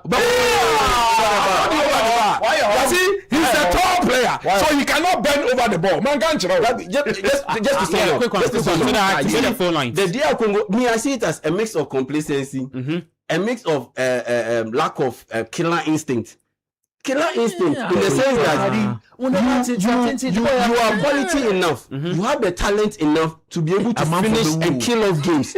But for some strange reason, because of the complacency and the celebration of mediocrity, they are not able to max out their talent. That's how come DR Congo has England on the ropes. But Johan Wissa gets a big chance and he's talented enough to finish that chance. But because he's seeing the stars and he's seeing the headlines. He goes and misses the chance to save penalty. He goes and misses the chance. Let's run commentary. How do you blame the coach for this?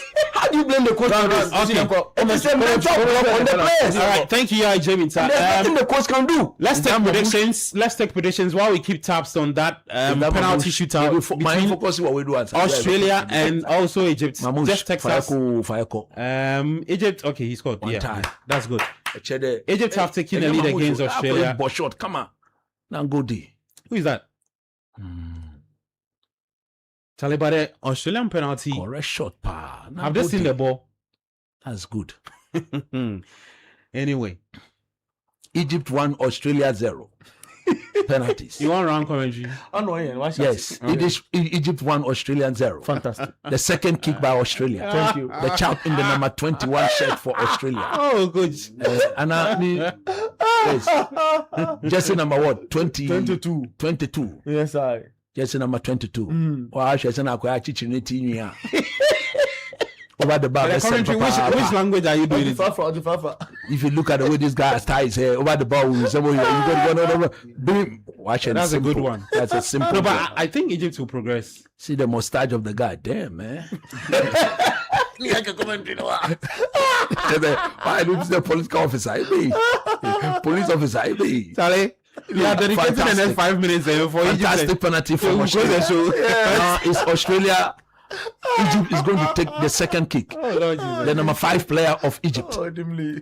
He's well positioned, very focused. You can see he's reciting some few things on his mouth. Yeah. Fantastic. Egypt number 5 Solomon Miwa Ekebole Frenchman. You one or two things. Ebrahimi to my son. That's one or two things. One or two things. Ebrahimi to my son. I say. Close steps secretary say. Referee backman lo. I can go keep admoshi. Go to me if you any bulabe. Egypt Odembe. Number 5 Kwaya. But you know understand. Number 5 Kwaya. 1 2 simple. Cheda Yakwano. But you simple. Yeah, Egypt 2, Australia 1. They're leading, in penalty. Mizrim. The first Mizrim. by the Aussie Civilization started in Mizrim. actually affected them. It was about Kawaya. Mizrim, the men trouble lagune. Easy. Actually, the aqua spectacles la. It's a chimpanzee. Oh, We dig aqua spectacles. And I was spectacles now. Wow. My only brother in the Australian team. Yeah, he's my only brother. Yeah, actually two black players. There are 2 black players. I like it when I see such in the Australian team. Yeah. And this guy. Your friend then. Yes, no, Mabel. Yeah. Mabel Wausha, African. He should come from Mali. Australia. African. With the fire cock and your home Mali Senegal. Is the ball on the spot? No, it's not. No, it's slightly off. Referee, Not slightly off. Off, cry. Why should it's simple, cry? No, but the boy is not on the penalty. I'm surprised. Okay, well, homie, can't doubt Australia for Australia, they've taken 3 kicks. They've scored 2. They've missed 1. Egypt 2 out of 2. We are hoping for 3 out of 3. All the Egyptians need to do is to be focused. It's advantage Egypt. If they can score all the remaining 5, is the man himself. The man himself. The king of Egyptian football. Mo Salah. Salah Kawaya. Okpo fawa ani bula boy. Bula yo kejeche. No boy no fe na ya pepe. Referee ani keeper ya say. Salah ka to Liverpool ni bi ekuma e. Mo Salah. Oh, Solomon Miwa. His mother has just been captured. She's praying. Salah takes in the deep breath. Oh, Mo Salah. He beat 1 2. He goes forward to the ball. Salah. Paneka. Mo Salah. With chicken ease. It's Egypt 3. Australian 2. You are now Africa. Africa Senegal. Cote d'Ivoire. Egypt from Mizrim. No, I think Egypt are through. Yeah. Egypt will qualify. The land of civilization. They've qualified. Yeah, they'll qualify. The land They actually have. of prospect. Morocco have qualified. Yeah, Egypt have They are all part of Africa. Mentality. But they did not have anything. It's a sub-Saharan Africa problem. That mental block is a sub-Saharan Africa problem. No, do you see a North African nation having a 2-goal lead and squandering it? Half-co. The fire cock of Africa. Bim nation. Bim. He looks nervous. Boli Kwaya. Emmanuel. Bim. Emmanuel Boli. Bim. Over the bar. Oh, now Pola machine gada. Oh, Australia. Over the bar. Why are you so excited? I'm winning. Why are the Let me take predictions now. Let me take predictions. No, you didn't over the bar. Thank you. Oh, now Pola machine gada. Over the bar, Australia. Now. Oh, okay, the last one. Last kick, and then we are done. The last one. Finish the ball. I thought they were done. He picks up the ball. The Egyptian number 4. Just calm down. We have a comfortable lead. This is not a lead that you chatty. With this lead, you stay focused. No chatting. This one there is victory all over. Let's go. Simple. And to my original but short. I bet you any problem. Just make sure you hit the target. Egypt Dende. Mizrimo Dende. Egypt Dende. Mizrimo Dende. Egypt. Let me keep it. What didn't buy so much penalty? Say on Ben. They should have left the other goalkeeper in the goal. Yeah. Charlie, I'm asking a question. Oh, yeah, it's true. He's not even said one. Charlie, what go away? no mistake. Africa, let's go inside the net. Inside the net. Straight down the middle. Egypt has qualified. Egypt has qualified. Egypt has qualified. Mo Salah, Mo Salah, Mo Salah. Now let's come to predictions now. Charlie, you won't get this commentary. I think Super Sports has to look for you. All weather. Because you fantastic. Charlie, let's take some real predictions, right? Yes. From our callers. 0549986996, 0539986996. We have the next 8 minutes, right? Call us and let's hear from you what you think about the Black Stars game later. This dawn is Ghana taking on Colombia 1:30 a.m. at the Kansas City Stadium in Kansas City. Round of 32 clash. First ever meeting between the two sides. But on the other side too, Egypt have progressed to the round of 16, joining Morocco as the two African countries to reach that stage. Let's see if the two teams can go all the way. Morocco at the last tournament reached the last 4. Yeah. So Morocco reaching the round of 16 is no news to them. Hi, your name, where are you calling us from? Hello, Gavin. Maji. Yo. You guys are back home. Next one. Yes, I thought you stay for long. Yeah, I thought you stay for long. No, please, we are back. Oh, and then you left my old man, coach. Coach, you see, I'm listening to the commentary you guys are running. The old coach, I mean, oh, you guys are too good. I'm telling you. But you didn't even mention your name and where you're calling us from. It's true, because you've made the program so exciting. I'm enjoying it. My name is Ima. Calling from Amomole. Okay, Ima, talk to me. Quick predictions. Ghana taking on Colombia. Yes. My brother, ask you guys. Yeah, quick one. Tale, if he travels to extra time, then we'll qualify. But we'll do 90 minutes. Then it will be we'll do 90 minutes, we'll qualify. The other way around, I was saying the other way around. But if it goes beyond extra time, that is where our legs, I see that our legs will be gone. So within 90 minutes, we win them 1-0. All right, thank you so much, Ima. 05399696. Let me talk to our next caller. Okay, 0549986996, 0539986996. Call us. Let's get our predictions. Hi, and then where are you calling us from? Good evening. I'm calling you from Ghana South. Your name, please. My name is Nana Okojedom. All right, quick predictions ahead of the game later. Yes, it will be 3-1 against Colombia. Edu will score the first goal at 55th minute, and then Irenchi will score the second goal at the 68th minute, and then Semenyo will score the third goal at the 70th minute. All right, thank you so much, Nana. 05499696, 0539986996. Call us to take in predictions. Ghana taking on Colombia. Hi, and then where are you calling us from? Hi, my name is Adam. I'm calling from Spain, guys. Adam, talk to me. Well, for me, I would have wished Ghana would qualify to the next round of the FIFA World Cup. No, how things are going and how we are watching Ghana Black Stars play, they are not too convincing. If you can't sit back and then you feel like you are going to defend against a team that should open up and you play against them. If you are playing this kind of football, I'm not sure you are going to progress to the next stage. I'm sorry to say that Colombia is going to win Ghana 2-0. Yeah, that is my prediction. And Senegal disappointed all of us. Senegal really disappointed. I was really hurt. And again, to Portugal, see, the penalty, the ball that they did not really take for Croatia yesterday, Charlie, there is something somewhere. And I'm sure if it was Argentina's Messi, that thing was even done for. People were on the neck of Messi as we speak. But when it was Ronaldo, people were calm with it. Nothing was wrong with it.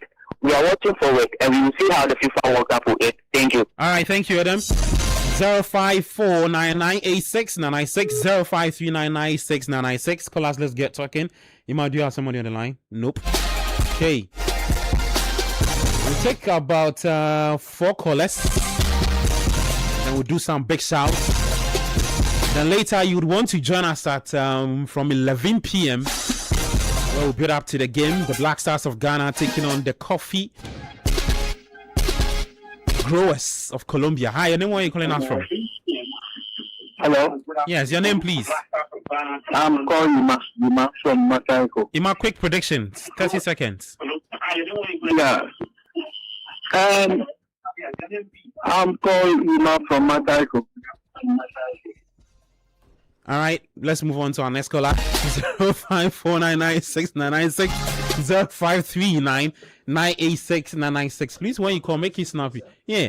Do you have a next caller? Okay. Hi, talk to me. Hello, I'm Kobe calling from Teshin. Kobe, your name. Sorry. Quick predictions, please. Quick one. It's just a slim win when it comes to maybe you would have a slim win over the Colombians. But I want to talk about the Black Stars a bit, if you don't mind. Oh, can I go on, please? Please go on. You have 30 seconds. Hello. Yeah, go on. You have 30 seconds, bro.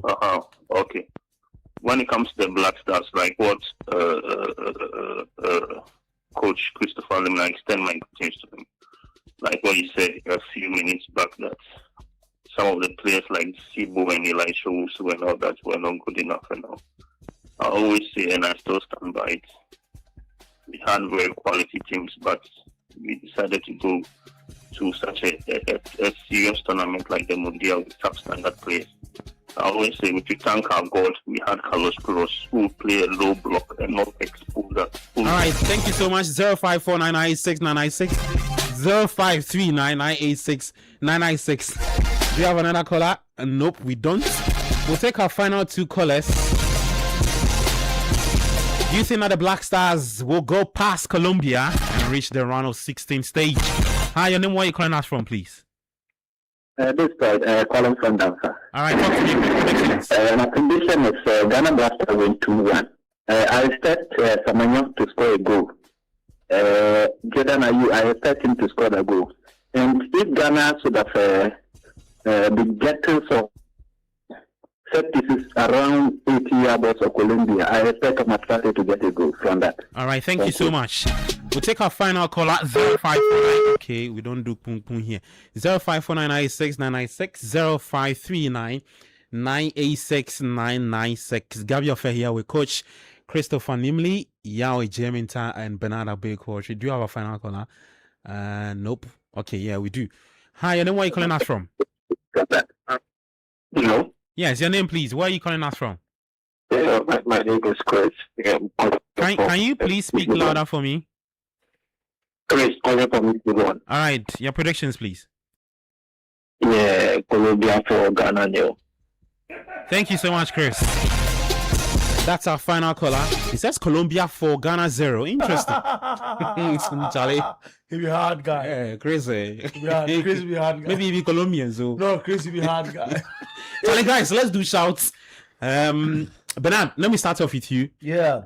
I want to shout out to my guy. Your guy. Payday. It's called Payday. Is it my payday? No, not your payday. He's also my payday. Oh wow, that'd be hard. I've gotten the payday to. I see. You know, to the boys too. They say that they do the listening. Logis, Fakoston. Okay. You know, the boys have hard nicknames. Yeah. Fakoston, Oracle. You know, the more the two. Yeah. Hard name. Then they read the future awards.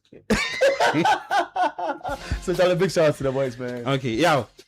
Oh yeah, Charlie, yeah, you and me, we have someone special to shout in Boston, so you will get there. Hey, I want to be part of that. Oh yeah. I want Bernard to join. Oh yeah. Big shout really to good to us. Yeah, big shout out to Obed too. Sorry. Yeah, big shout out to Obed. Yeah, hard guy. Obed. Hard guy. Say my skin change. I say Obed. Yeah, guy. Big shout out to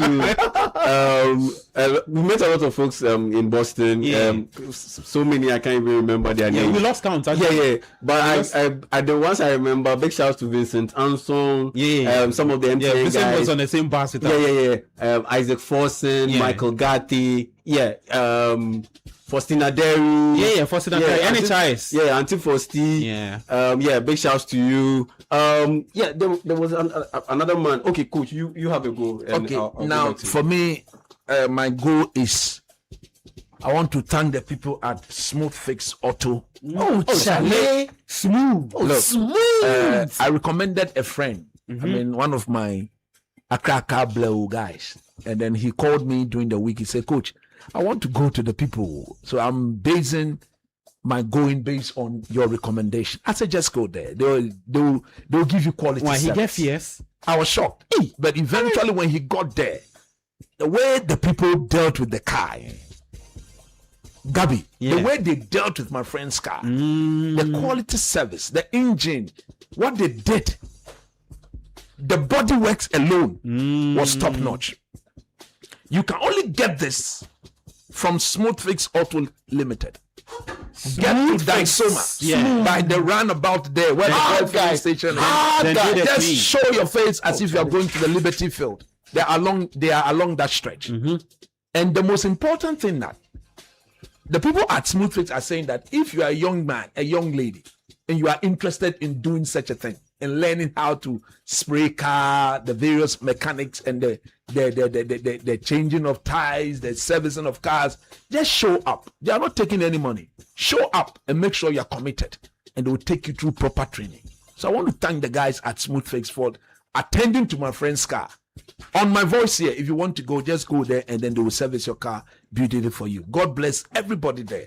And I'm still maintaining that since I took my car there, the services has been top notch. That be God hard. bless you. That be hard. And it's running smooth. Yeah, smooth one chap. Yeah, and a big shout to Mr. Edmond Hassan. Yeah, we also met him in Boston, and so yeah, big shout to Mr. Who? Edmond Hassan. Edmond Hassan. And a big shout and the biggest shout. Calvin Stete. Calvin Stete. No more Calvin. Hard guy, Calvin Stete. Let me do all.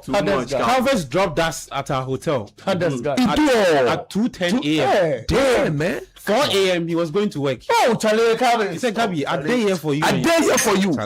God bless you, Calvin. Calvin Stete. You are job, you are job. No fear. Be hard guy. No fear, no fear. He showed us. I mean, the towns in Boston. Yes, every corner, bro. He did on his fuel. The only thing I will tell him is that whatever he did for you guys, whatever he spent on you guys, make the good Lord quadruple it. Yes, because if you have a good heart like Calvin's, no, Calvin's be hard guy. Not every people are not. Look, it is difficult to come across people with good heart. You step in a zone where you don't know anybody. All of a sudden, somebody shows up, and the person does not just shows up, but he shows up with proper action.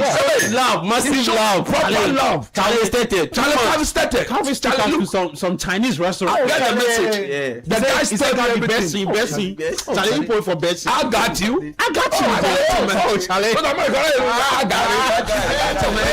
Just relax and have fun. And then, coach, there's another person too. I met at the immigration checkpoint. Yeah, at the Kelvin of Samples. Let me tell you something. As soon as I started talking, it's like, Gabi Ofe. Yeah, man. Bros, let's keep the queue. Hey, come on, let me give you Kelvin. I am now. I just listen to Kelvin of Samples. Immigration officer, he's a hard guy. If you've got such people acknowledging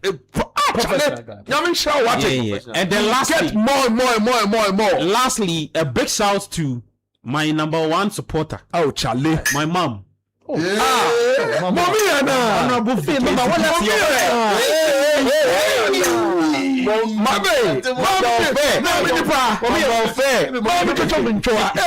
she's listening to the show right about now. She's not been laughing. You know that. See, I the feeling on the road. What's a feeling? Positive. Mommy affair. Me. You are job. You are job. She be happy. You are job. No fear. You are job. The beating she go give you. No. She's extremely very young too. She's beautiful. Charlie. She do all. This one is a shout out top up. Yeah, shout out to the loaf baker. Oh. Shout out to the loaf baker. Nasio dende, Auntie Nasio dende, Auntie Nancy of the Love. Let's go home right now. Get to a former man here, a former close to a black. Just get there and say, I want you to get this for £4. I said, me technician. Why the bread? Oh, look, bread for £4. Auntie Nancy, the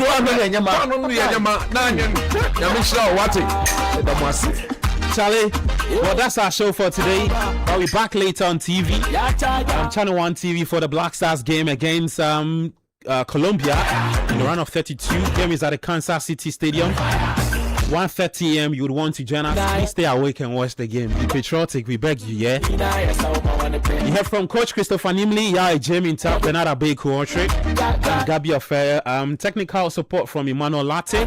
Back same time next week. But tomorrow we'll be here also with the Republic of Football, 2 to 5 p.m. So you want to stay with us. Stay safe and bye-bye.